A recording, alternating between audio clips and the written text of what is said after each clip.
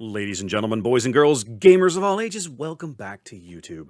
My name is C. Ramter, and today we need to have a conversation about the Galactic Championships for Star Wars Unlimited that's coming up here in late July. As I make this video, it's the first week of June, and they've recently, in the last couple of days, released the full list, what we believe is the full list of side events that's going to be available at the convention. Now, for those of us who either aren't planning to play in the main event or expect to scrub out early, or just expect to scrub out at some point, having an idea of what you're going to do afterwards is probably a good thing, right? There's a lot of swag on this, really good stuff on this prize wall. Those Vader and Luke showcases, all the GC exclusive alt art cards, a lot of really good stuff to be chasing. So what I'm going to do is we're going to put up a little presentation here. I'm going to kind of talk through some things, and we're going to try and figure out kind of what the best strategy, right? You want to go into this event with an idea of how much time and money you want to invest into trying to chase things on the prize wall, and we're going to talk through some of that as we go. Okay, so strategy talk. First thing we're going to do is we're going to talk through all of the different events that are available. Right, there's actually more than you think. So we're going to take probably about 5-8 minutes and go through everything. Then we're going to talk about time versus cost. Like, what's more important to you, because that is going to determine kind of how you proceed going forward. Once you've kind of got that in your brain, we're going to talk about the best events that are available for each of those parameters. In other words, if you're looking to save money but still come out with tickets, what do you want to look at? If you're looking to maximize your time for ticket return, what events do you want to look at? Theoretical maximums. This is more of a mental exercise, because let's be honest, nobody's going to make this. Nobody's going to make there's going to be a handful of people that make a crazy amount of tickets, right? But most people are not. However, it's curious to find out what might be attainable. So we'll have a look at that just for S's and G's. And then more realistic, like, okay, let's say you go in and you're going to play, you're expecting to do this per day, and you can expect this kind of win rate. What's a realistic expectation on your return? At the end, we're going to talk about how much you should probably budget. Again, most of this is going to come into, are you trying to maximize the time, or are you trying to maximize the cost? Because the price points of those are both a little different, okay? Overview. So what kind of events are available? Well, the first one, the most common thing you're going to see is they're going to have on-demand pods for all kinds of events over the course of the weekend. You'll go to a table, you'll sign up, you say, I want to play in a sealed pod, a draft pod, whatever. You'll put your name down. Eventually that pod will fire, off you'll go. So what all kinds of things do they have? They're going to have premier pods, okay?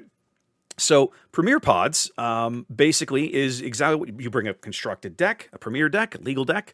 You sign up to play. You play single elimination, 3 rounds, best of 1 single elimination. So these can fire very, very quickly, and you could be 1 and out. You could sign up, play 1 game, lose, and then immediately turn around and go sign up for another one of these, and you'll get a few tickets for your trouble. Right? You'll get 100 just for showing up. Even if you lose your first game, you get 100, and then if you can manage to win, every win you end up with is 300 tickets. So the max you can walk away from one of these is about 1,000 tickets for your theoretical 90 minutes of play. Those can also obviously go much faster depending on how things go, right? But it could happen. You could also do sealed, right? Sealed is the same kind of thing, of course, except that you're getting they're handing you the packs. It's not a 90-minute window; it's a 2-hour window to allow for you to open the packs, build your deck, and then start playing. And of course, you're paying for the packs. You're paying $5 a piece, so it's a $30 entry instead of $10. Draft is almost the same, right? So you're getting 3 packs instead of 6, but now you're doing an 8-person draft. So now these are blocked at 2.5 hours instead of an hour and a half. You just draft hopefully you've drafted Star Wars Unlimited before. If you haven't, this would be a great opportunity to try it. Draft in this game is a ton of fun, but it takes time, right? You have to be, the draft is also part of the fun and part of the strategy, right? But you have to be willing to invest the time. If you're just there to grind out tickets, this may not necessarily be a great event for you. The Win-A-Box is a really interesting event, and I want to talk about this for a minute, right? Here's the draft details. Here's the sealed details if you want to look at them. But the Win-A-Box here, this one's interesting. Apparently what they're doing is they're going to have boxes of product, sealed boxes of product on the sidewall available for tickets. And I'm sure they will, because they've done this at the sector and regional qualifiers. You could turn in your tickets for packs if you wanted. Carbonite packs, plain packs, whatever. But what they're doing, so basically, you're going to sign up instead of it's a premier. It's this almost the same as a premier pod, right? It's a premier constructed pod. You're bringing a constructed deck. You're rounding up with 8 people.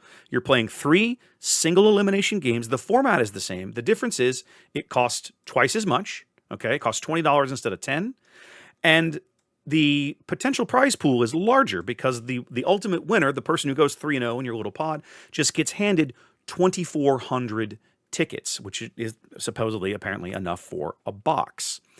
That's interesting because they don't just hand you the sealed box of cards, they hand you a mountain of tickets, and then you can decide whatever you want to spend those tickets on.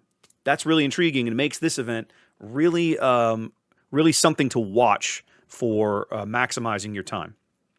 The last is Twin Suns. You've got round up 4 players. You go play a single game with Twin Suns. They're going to give you some tickets for playing, and then the winner's going to get a bonus. That's really it. I expect to see a lot of people taking advantage of this. I mean, you're in Vegas. Twin Suns is a great opportunity to grab 3 friends with your goofy Twin Suns deck, sit down, grab a drink, and play 45 minutes and walk away with some tickets. Right, for $10, it's hard to beat that value.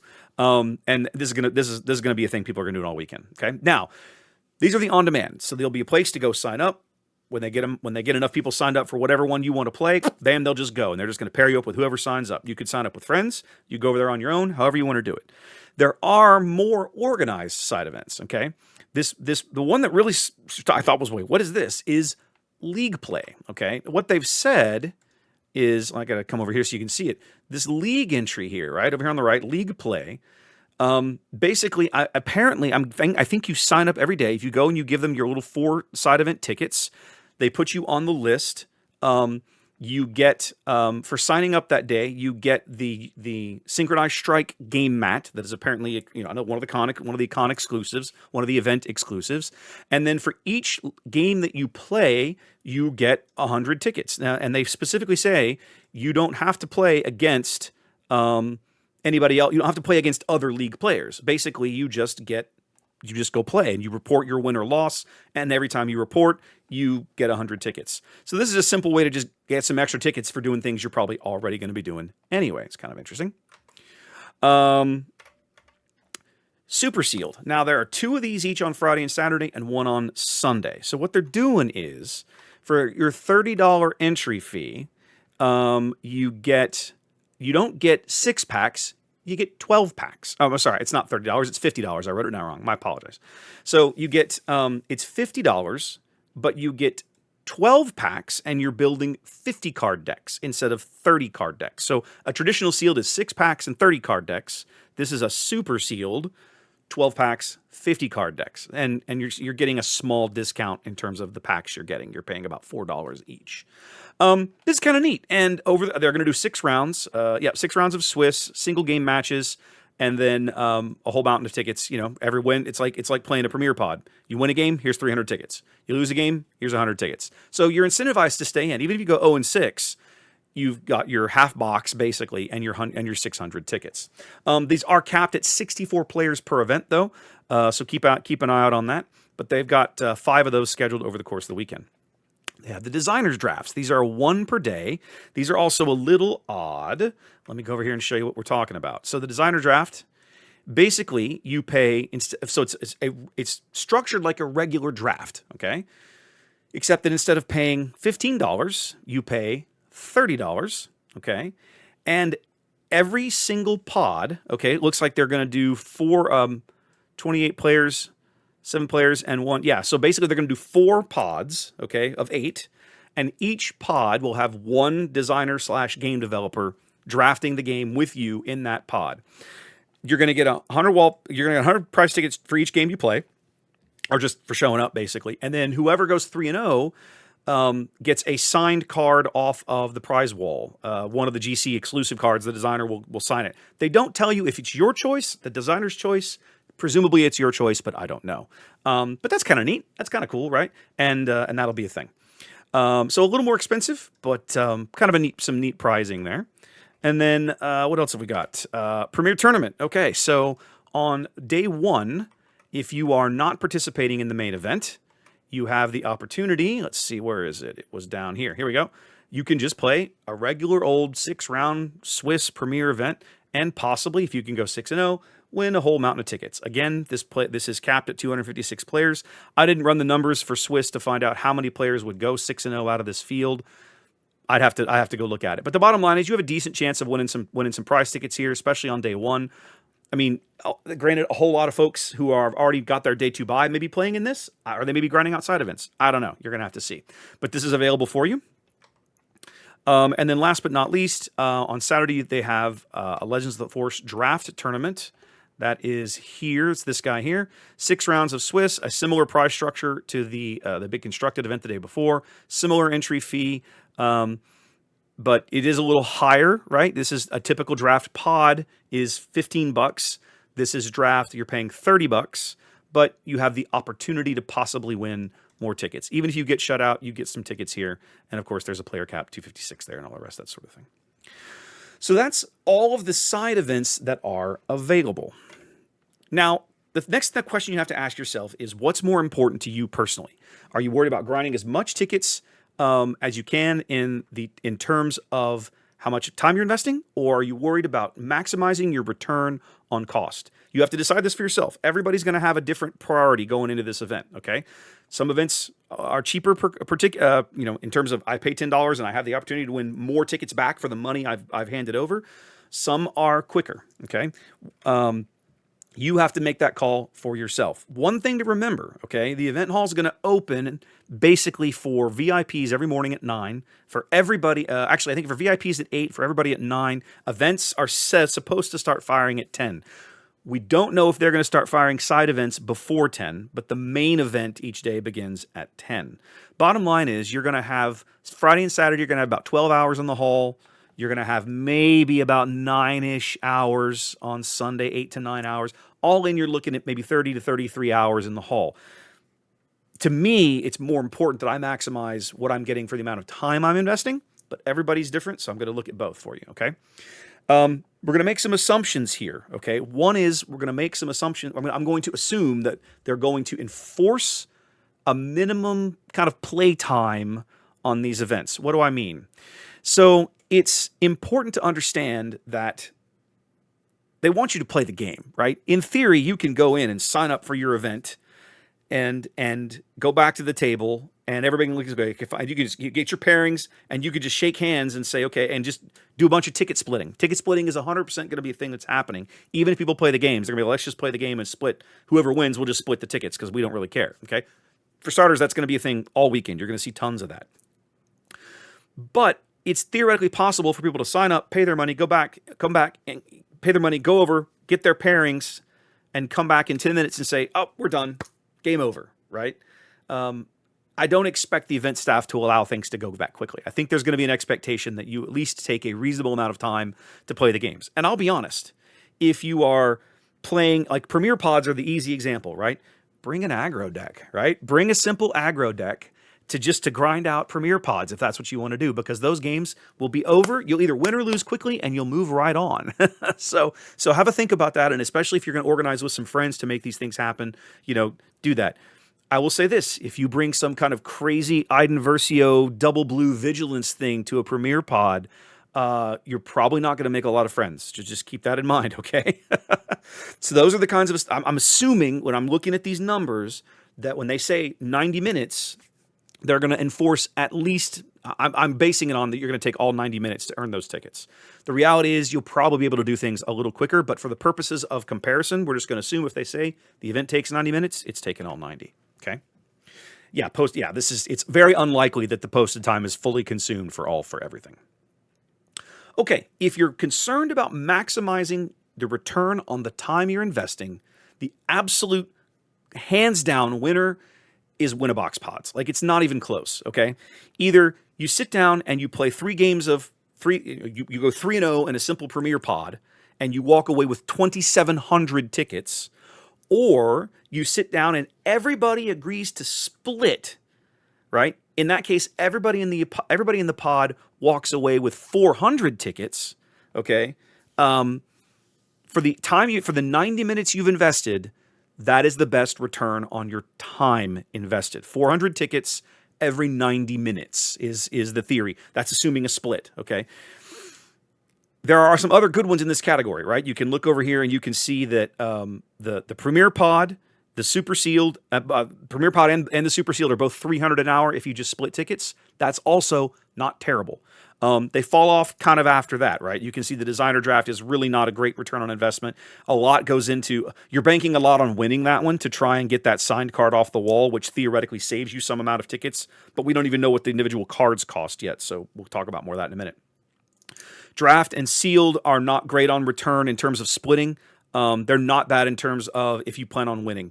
Twin Suns is honestly pretty good. Like $200 tickets for your $10 for, it won't take an hour and a half to play a Twin Suns game, right? So that's actually not bad. And again, it takes, and the advantage of Twin Suns is, and I didn't mention this in the slide, there's an opportunity cost here. It takes way less people to get a Twin Suns game together. You can just grab 3 people and be like, hey, you want to play some Twin Suns? Great, let's go. Sign up, sit down, play, and probably in 30 minutes be done. If you guys agree to a ticket split, grab your 200 tickets, go do it again, right? You can just slam those out and probably come up to that 400 an hour that you're getting out of Win-A-Box. So this is not definitive, guys. I'm just trying to give you an idea of what you should be looking at to try and maximize your time, okay? Now, if you're worried about maximizing your dollar, bang for your buck, there's definitely some things you want to be looking at. For starters, Premier Pods are 100% the way to go, and try to get ticket splits if you can, okay? If you think you're good enough to just keep slamming out wins and are worried about how much money you're investing, you're back to Win-A-Box pods, right? In terms of the return for going 3-0 in your little pod is ginormous, right? It's almost 3 times the ticket return that a Premier Pod is for the same deck, the same event, the same number of people, the same time invested, right? It's just double the cost. You pay $10 to enter a Premier Pod and $20 to enter a Win-A-Box, but you'll walk away with over 2.5 times more tickets if you go 3-0. So if you're looking for bang for your buck, max payout, Win-A-Box pods is great. If you're worried about, if you're just there to grind out some tickets, you don't think you're going to be all that great, you don't think you're going to win, again, I come back to Twin Suns and Premier is where it's at. Just sit down, grab some friends, have a good time, have a good laugh, and get that's the max return on investment that you can come up with there. So the theoretical maximums, of course, are going to be different based on whether you prioritize time or cost, right? If you're focused on time, the number is much higher than it is if you're worried about focusing on cost. The maximums also assume that you literally sit down and don't lose a single game or a single event like all weekend. That's 100% not realistic, but it's a fun mental exercise. If you're worried about time, okay, in other words, you're not so concerned about cost, you're slamming out those Win-A-Box pods as fast as you can, and you are raking it in, you are winning them. This is basically winning 7 of those on each day on Friday and Saturday, and I think I plugged it in as winning 5 of them on Sunday. It's over 50,000 prize wall tickets. That's a lot of friggin' tickets, okay? Now, we still don't know what anything costs yet, but I have to believe that you're going to go home with a whole lot of really good loot if you can walk away with that. The cost conscious is not quite the theoretical top end, of course, not quite so high because you're trying to maximize your time invested. And you can see here, this is basically done slamming out Premier Pods all day. This is I win 7 Premier Pods a day, essentially, is kind of how this works in the time I have available. And you can see there, it's about 20 or 22,000 tickets. Those I probably made a small error there in the way that's rounded, but yeah, it's about half, right? But again, half the money, you can see there, half the money, half the tickets. That's not terribly shocking. Realistic, though, I mean, let's be honest. You're not going to play 12 hours without taking a break for food, talking to friends, taking a bio break, shopping at the prize wall, maybe, like, who knows? You're not going to sit down and grind out games for 12 hours a day. It's not realistic, okay? There's all kinds of other things to be doing. There's a panel schedule they haven't released yet. You're going to be hanging out with friends. You're going to be making new friends. There's going to be other events going on. It's not realistic. And I'll say this while we're having this conversation. This event is about community. Do not go home without having made new friends. Like, that's the whole point of it all, right? So come, expect, and spend time playing the game, making new friends, meeting new people, having a great time. Don't just come and put your head down and grind all weekend, okay? Like, you're going to take away less than you should, in my opinion. Let's just assume that you can win half. You're going to play 6 Premier Pods a day. I feel like that's a realistic number, and you're going to win half of those. So this is more of like the cost, right? You're worried about the cost. So you're playing Premier Pods. That's about 10,000 tickets a day, a little more than 10,000 tickets a day. That's pretty. I mean, sorry. That's 10,000 tickets over the course of the whole weekend. My apologies. That's pretty good. That means you basically won 9 of these things at 1,000 tickets each. You played some other ones and didn't get as far. You probably ended up with somewhere between 10 and 12,000 tickets. That's pretty solid. If you enter 6 win-a-box pods a day and win about half of those, of course, the returns are significantly higher. There's a lot more tickets to be made in those win-a-box events. So I really feel like the win-a-box is where it's at in terms of time invested. For like, it's not even close. But they are more expensive, so you have to be ready. You have to be willing to shell out more money. You've got to figure out how to budget your time and money in advance, in my opinion. Make a plan. What are you going to do? Are you okay? I'm going to go play. Maybe you want to do one of those designer drafts. Maybe you're going to take that hour and a half and be like, I want to do this. I want to hang out with a designer. I want to get a signed card. Do that, right? But understand that you're giving up, some amount of prize wall tickets off to the side to get that one card signed. Okay, it's cool. No one's going to fault you for it, but just make sure that you understand all of that in advance. Figure out how you're going to spend your time and your money in advance. Some of this depends on information we don't have yet. We don't know what anything on the prize wall costs. We have a realistic expectation. We know that boxes cost 2,400 tickets, and that means that packs probably cost 500 tickets. This is starting to sound familiar if you've seen the price structure they were using for sector qualifiers and regional qualifiers. That means mats will probably cost around 1,000 tickets and so on. What we don't know what the Luke Invader Showcase are going to cost. We don't know what the promo cards are going to cost. Maybe 500 a piece, maybe, but we don't really know. So stay tuned and factor that in as we get a little closer. And again, set realistic expectations for yourself, right? Not everybody's going to have an unlimited budget. That's fine. But if you know going in, look, I've only got $150 to spend on side events, use it well, plan ahead, and figure all that out. For me, I would set aside at least $200 to play in side events over the course of the weekend. If you already have a day 2 buy, you've got all of Friday to fill up. And even if you're going to play in the main event, probably at some point on day 2, at minimum, you're going to be out, okay? The overwhelming majority of people at the event are going to be out probably by halfway through day 2, like mathematically eliminated. So I say halfway through day 2. That's actually kind of a lie. But towards the back end of day 2, you'll be able to look at it and go, probably not going to happen now. So at that point, shift over, and if you want to keep playing, work on some side events and have a good time. I think if you want to go like full in, maximize that earn as much as you can in as little time as you have. I think 400 will probably get you most of where you want to be. I would be shocked if you could spend more than 400 over the course of the weekend on side events. It would be a real challenge.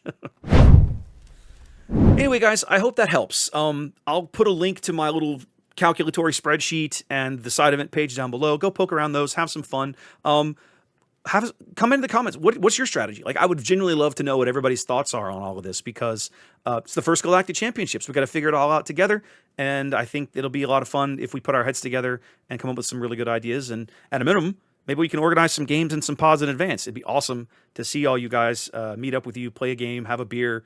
I don't drink beer, but whatever. We'll figure it out. Have a drink and slam some cards on the table. It'll be a great time. Guys, y'all stay safe, and I'll see you in Vegas soon. Take care.